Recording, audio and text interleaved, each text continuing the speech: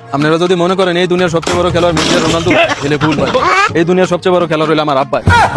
এই দুনিয়ার সবচেয়ে বড় খেলোয়াড় হলো আমার আব্বা। আমার বোকা জোগা 9 বুঝ দিয়ে বিদেশ পাঠাইছে যে তুই বিদেশ গিয়ে 3টা বছর খিচ্ছা কামলাতে পরে দেশে আইলে তোর বিয়ে করবো।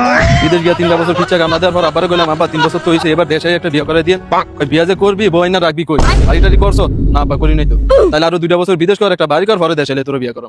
ঠিক আছে, করলাম আরো 2 বছর বিদেশ। আবার কইলাম আব্বা বাড়ি তো করছি, এবার দেশে একটা বিয়ে করে দিয়েন। কই বিয়ে যে করবি বউ কি তোর চেহারা দেখে দিয়ে দিব? সোনা গহনা কিনো লাগতো না? সোনা গহনা কিনছস না? আব্বা কিনি নাই তো। কই তাহলে আরো 2টা বছর বিদেশ কর, সোনা গহনা কিন, পরে দেশে আইলে তোর বিয়ে করাম। ঠিক আছে, সুন্দর কথা, সোনা গহনা ছাড়া তো বউ দিত না। করলাম আরো 2 বছর বিদেশ। আবার কইলাম আব্বা সোনা গহনা তো কিনছি, এবার দেশে একটা বিয়ে করে দিয়েন। বিয়ে যে করবি অনুষ্ঠান করতি না, 200 মানুষ দাওয়া খাওয়াতি না? আব্বা খাওয়াম তো। তো টিয়া পয়সা আছে? আব্বা না। তাহলে আরো 2টা বছর কামলাতে খিচ্ছা, পরে 5 লাখ টাকা ক্যাশ কর, তারপরে তোর দেশে এলে শিওর করে বিয়ে করে। মানে আমার বিয়ে করবে এই দুর্বলতা সুযোগ নিয়ে আমার যা খেলা দিয়েছে ভাই, আমি শিওর সামনের ব্যালন ডিওর আমার আব্বাই খাইবে। আমার এই বিশ্বাস আমার আব্বার প্রতি আছে ভাই। আমার বিদেশ পাড়া যে খেলা দিয়েছে ভাই, সামনের ব্যালন ডিওর 100 আমার আব্বাই খাইবে।